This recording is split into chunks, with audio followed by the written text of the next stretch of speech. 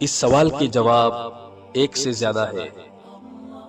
कुर्बानी करने वाले शख्स को जुल हिज्जा का चांद नजर आने के बाद कौन कौन से अमल नहीं करने चाहिए? ए, बाल काटना। बी, खुशबू लगाना। सी, हिजरत करना। डी, नाखून काटना।